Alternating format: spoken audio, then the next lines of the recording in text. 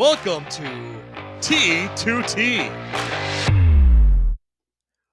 with Tom Pfeiffer and Ty Martin. So, Valspar just finished up. We saw a victor in Victor Hovland. Get that? You got it? Justin Thomas finished second. This close to getting a beer from you. You were that close, but it's a push. So, I mean, if you want to go by, who finished better, you got me. Schauffele had a great day on Sunday, shooting a 66. So did Justin Thomas, shooting a 66. But Schauffele had a rough day on Saturday, and that really hurt him. Yeah, it looked like a 75 on day 3 there. Yeah. Ouch. I didn't see exactly what happened as I was guiltily deep into the NCAA tournament.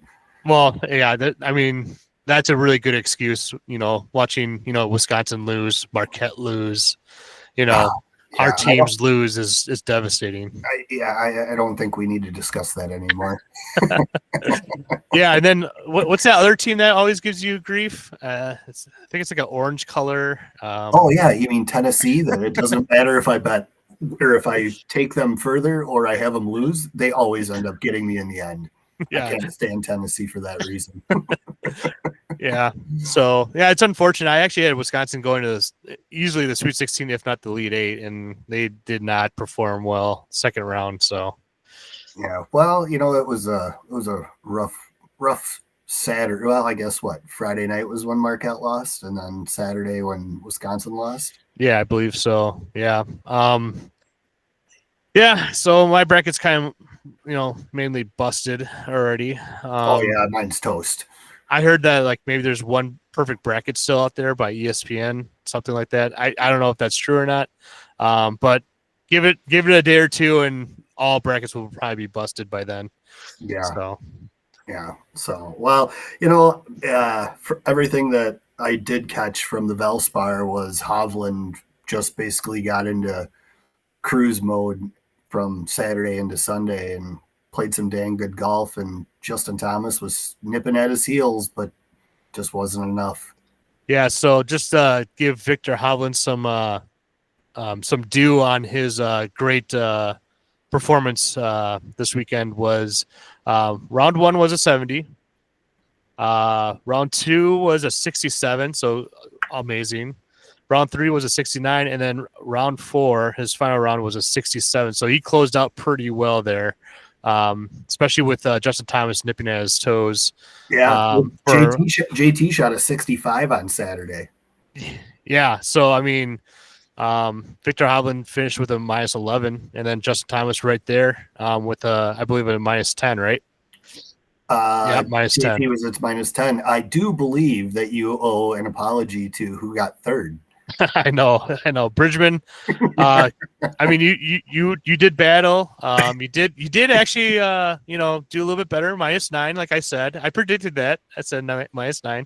I did say that on a Saturday, not Sunday. If the law of averages averaged out, it would probably be minus 12. But it is. Bridgman only had one round. Not in the 60s. He was a 67, a 69, a 70, and a 69. I mean, that's consistent golf right there, and nothing to look away at. It's crazy how good these pros are. Could you imagine shooting that in real life consistently? After 9 holes, or 7. Yeah, right. Last year I shot even par for the first time in my life on 18 holes, and the nerves just shooting that was insane. I can't imagine going out and doing it 4 days in a row, shooting under par. Yeah, well, and then not to mention under 70. Shooting under par is one thing, but then when you're talking about under 70, that's just another level that people don't really realize how difficult golf really is. Well, golf is very difficult to do, right? And that's why look at the conditions of these courses. It's night and day different compared to what we play every weekend. Well, yeah, and then I don't know if you watch Bryson DeChambeau on his YouTube channel. I do once in a while. I and do he not. does. Okay, well, he tries and I think he calls it like breaking 60 or something like that, or no Oh course record, yeah. no course record. So he tries to break the course record. That's what it is, and I don't think he's done it yet. He's tied it a couple times, but he has not broken course records around his area. I So I have mean, just think about those conditions, and he complains about like the conditions of the course. Like, man, these greens are like either fast or very slow on the next hole, or whatever, vice versa. And it's like, well, we deal with that all the time. right. It's not perfect every time. Yeah, every time we play, it's you never know what you're gonna get. So, but it was it's nice to look at these scores and see these guys shoot consistently under par, and there's a big wow factor in there. Oh yeah, for sure. So just to give you guys a couple key statistics here. Victor Hovland, his driving distance on average was 299. Driving accuracy was, what a wimp. I know, right? Jeez. Driving accuracy was almost 60% at 57%. Greens and regulation. This is one thing that I focus on a lot. So I'm always keen on this one. So the Gers, he was at 66% greens and regulation. If you're above 50%, especially for an amateur, you're going to be scoring pretty decent. I always try and get that 50 to 60% greens and regulation. And that's just one of those things that, I try and strive for. If I'm hitting greens and regulation, especially on the par threes, for some reason, par threes always get me. I'm going to have a really good round if I can get the ball on the green in regulation. That's what I'm always striving for. It's a good stat to track. It's probably one of the better ones. Yeah, for sure. Just because you're not hitting your fairways, I mean, you could be a foot off, with a nice lie in the rough and still be able to come back and get that green in regulation. So, I mean, you're right. That is probably one of the better stats. And then the second one is probably your total putts per round. I mean, if you're getting your green regulations to 50, 60% and you're at 2 putts or less, you're going to be playing dang close to par golf. I mean, we're going to have our whoopsies because, we all have day jobs that, you're going to 3-putt because maybe, you're playing at a course with really big greens and, you're green in regulation, but you're putting from 75 feet. Yeah. 2 putting from 75 feet that's not an easy feat. No, it's not. That's why you always want to get in that 3-foot circle. So, because usually if you get in a 3-foot circle, you're around 90% make. So you kind of limit that 3-putt. So talking about putting, his putting average for the weekend, can you guess what it is? Putts per round or putts per hole? Putts per green in regulation. So putts per green in regulation, I'll go 1.3. Okay. Well, you're a little low. You're giving him too much credit. He was 1.6 putts per green. So, I mean, still that's great. Oh yeah, it's below 2. If it's anything below 2, I always say is a good putting day. We would pay a lot of money to learn to putt under 2. Oh yeah, I would for say sure. The majority of golfers. Yeah. So talking about that, just a little segue. We were going to talk about this. Maybe should we wait after a couple more stats here, or do you want to just go right into? Should we get lessons or should we not get lessons and still play golf? Well, we're on the topic. Let's just jump right into it. Okay, so I kind of brought this up to Ty, and I was just curious. I'm a huge component of getting golf lessons, especially if you're very serious. Well, not very serious, but if you want to improve your game of golf and you want to enjoy it a little bit more. Yes, I know you don't need golf lessons to enjoy the game of golf, but if you're always sick and tired of getting stuck, shooting the same score over and over and over again, having someone analyzing your swing and then basically describing your swing to you will eventually help you kind of change your swing in a way where your scores will start to come down from where you're used to your average score.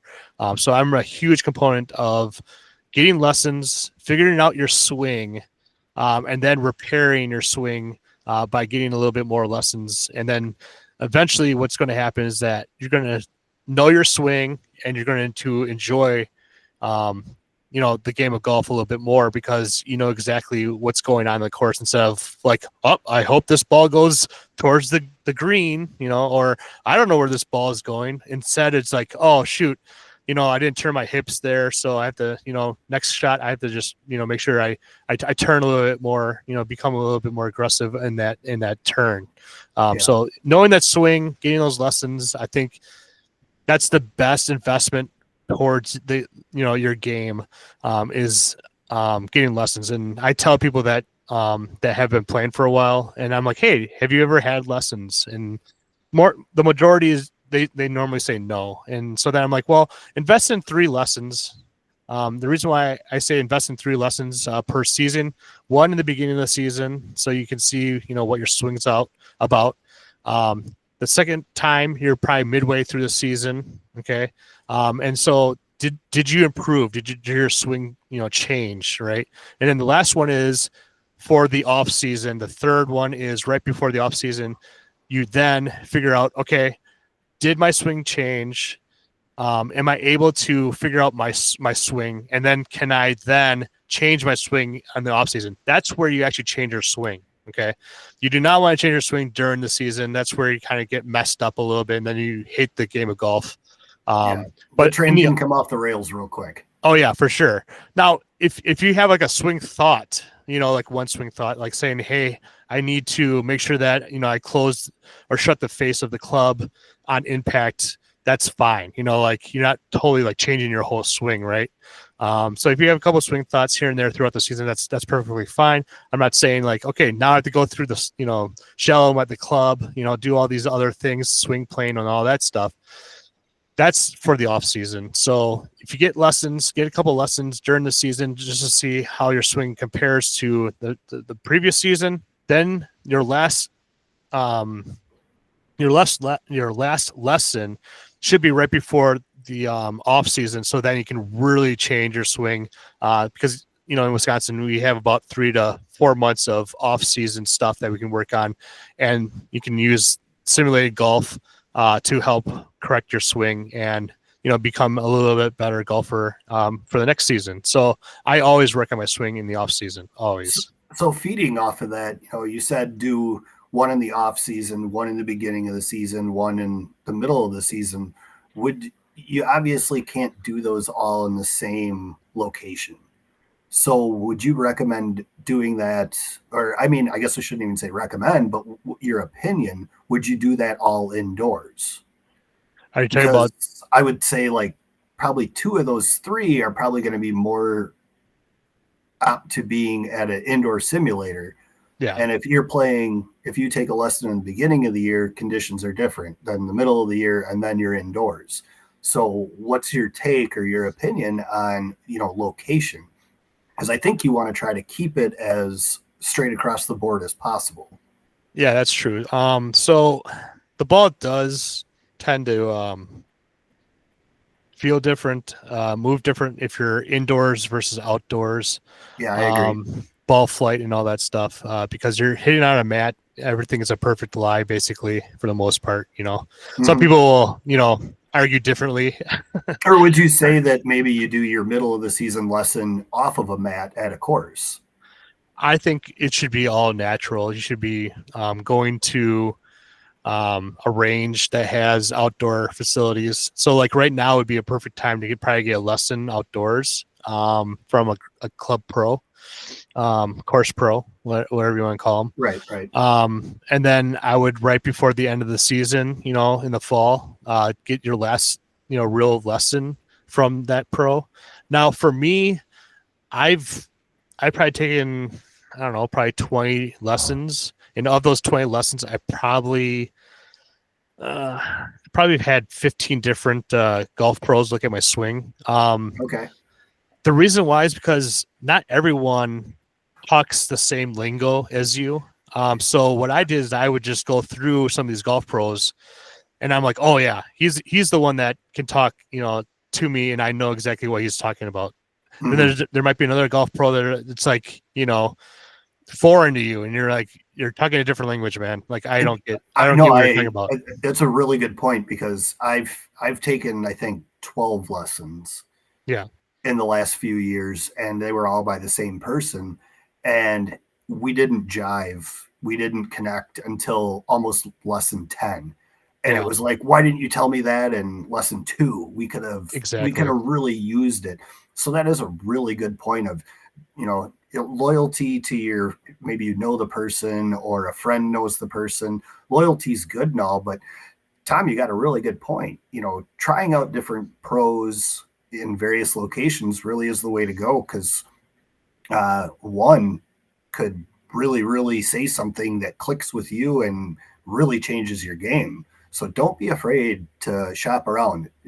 There's so many people in the industry. These pros are not going to fill up their lesson sheet. There's so many people that are out there. I mean, we've got one here in Madison, and he's 3 months out almost all the time. Yeah, and it doesn't hurt their feelings saying, "Oh man, you didn't work out. I'm going to go somewhere else." You don't have to say that, to be honest. Hey, even Tiger Woods has changed his coach. Yeah, I know, right? I mean, many times. It's Butch Harmon, Hank Haney. But that's a really, really good point. Is I think the reason why I did my lessons with him is because I felt that I had to stay with him.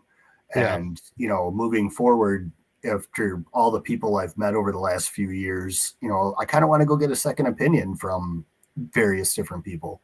Yeah, and I've had lessons from friends before and people that I've known before. For me, I just love connecting with people, and I think that's the reason why my golf group and like maybe hopefully this will connect with people and be successful, is because I'm a people person. I love just connecting with people, and so the reason why I was changing from golf pro to golf pro is because they're very knowledgeable. Don't get me wrong, they're great people. I just wanted to see how that one person taught. I'm curious. I'm like, hey, let's go over to Ives. For Pete Idle, Ian Schaefer. Those guys are great guys. They're great instructors. I highly recommend going there, talking to those guys. And I just wanted to see the difference between Ian and Pete, and it's nothing against them. I had great lessons from them. I just want to see their instruction and their difference in their style.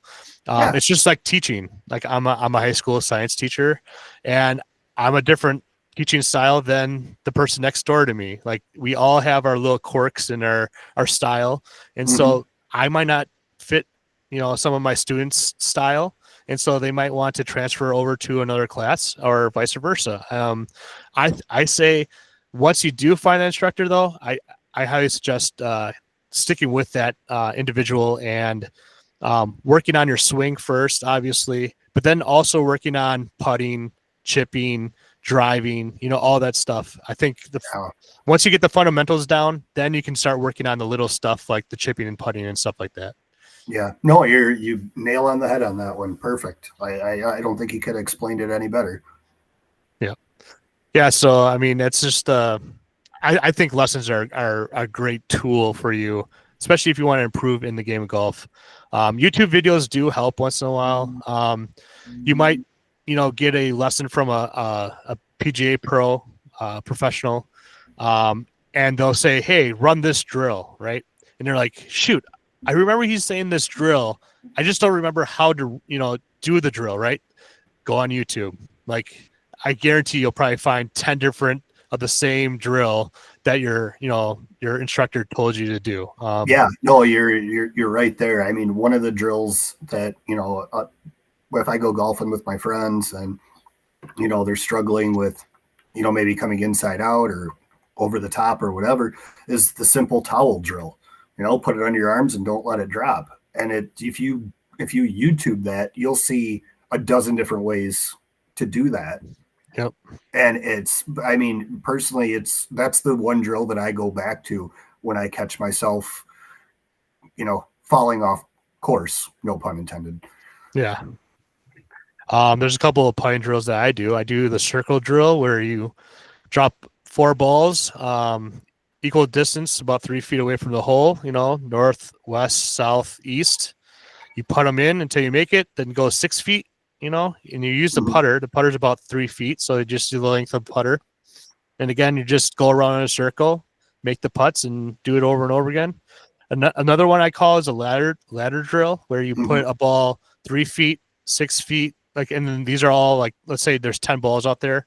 You go all the way to 30 feet. And then so you sink the closest one, then you go to the next one, sink that one, the 6-footer, then you sink the 9-footer, and so Right. that works. That helps and works with your leg putting, your feel of the greens. And I do those two drills a lot with my students when we talk about putting. And then another good one is the dime drill, where you put the dime about 2 inches or 5 inches away from the ball in front, and you just roll the ball over the dime, and it just gets the ball on line towards the hole, and you're focusing on just that spot where you want to put that ball over. You want to find that line. That's a good drill to do it too. I like the meter stick drill. The meter stick drill is the dime drill is almost the same as the meter stick. You got to roll. You got to roll the ball off the end of the meter stick, and Yep. I really like that one, and that's one you can do in your house. Oh yeah. I mean, you don't need to go to the range or find a course with a practice green. You can literally do that in your living room. Yeah, and I highly suggest also buying a mirror, so a putting mirror. So the reason why you would want to buy a putting mirror is because you want to be able to see where your eye line is over the ball. Now, when you're putting, okay, and I believe in this, you should always have your eyes exactly over your putting line. So your eye line and your putting line should be exactly the same line. So you're looking right over the ball. So if you ever watch a pro, they're always like really hunched over. The reason why is because they're trying to get their eye line over the ball line. And so what that does is it helps. Basically, what you're looking at is where your arms or your putter is going to go. Okay. So if your eye line is inside of the ball, you might toe the ball when you putt. Or if your eye line is over, like further to the, I don't know, like further over the ball, then you might heel the ball more because your eye line's out of the line. Okay. So if you want to hit like the square to the face of the putter, you want your eye line exactly on the ball line. I just believe that helps. Shoulders are the same thing. You want your shoulders square, so that mirror will help. You can look in the mirror and see that your shoulders are squared to the line, your eye line and your ball line, so everything is square. Because Yeah. even a little tilt of your shoulders, your arms will follow that tilt. And so when you're always pushing a putt, your shoulders are probably closed, right? And so it's going to follow that line going, to the right. And if your shoulders are open, okay, then Yeah. you're probably going to be pulling the ball, and so that the ball will actually go to the left. And so that mirror will help you with your eye line, ball line, shoulder line, so everything is squared, and so everything will start to flow, right down that line that you want. And Yeah. so No, then, I see what you're saying on that one. yeah, and then you take away all that, noise, and so then all you got to do is just worry about the line then, and that sometimes is actually more difficult to figure out anyways. Like, is this going to break 6 inches or 10 feet, right? Yeah. But Have you ever heard, and this, I heard this from an old timer. This was many, many, many years ago. And he kind of was telling me similar things to what you were saying. But he said, when you go up and you're over the top of the ball and you're squared, your eyesight's down, you have a dominant eye. Oh yeah. And he's like, close whichever eye isn't your dominant eye to look at the read and see how different it is. I never really did much with it, and to be honest, I forgot all about it until you just mentioned the mirror. But have you ever heard of anything like that? Yeah, so I have. So basically, you want your dominant eye over the ball, and then in line with that. The best way to figure out what your dominant eye is to actually hold out your thumb, and basically with both your eyes, you're gonna, let's see if you can get this. You're gonna basically have your eyes open, then you're gonna cover something in the distance with your thumb, and then you're just gonna close, one eye, and you're gonna close the other eye, and see whatever is covering up. So let's say I close my right eye, and my left eye is open and I cover it up with my thumb, that means I'm left eye dominant. But if both my eyes are open, okay, I cover up the object and I close my left eye and my right eye is open and I cover it up with my thumb, that means I'm right eye dominant. So I am right eye dominant. So for the most part, you want that ball pretty much in line with your dominant eye. So you might bring the ball back just a little bit. So if you're right eye dominant, just a little bit back in your stand, not in like not like ball position, like in the middle. You want to keep it in the middle. I like my ball forward a little bit so you can put top spin on it. You want to hit up on the ball. Okay. You want that top spin. So if you're watching the pros, they go end over end. And so in order to create that, you want that ball positioned a little bit forward in your stance. And so if you're right eye dominant, you might want to just scoot that ball just a little bit back from forward of your stance, not past middle. If you go past middle, then you're pushing down on the ball, and then that's where it pops.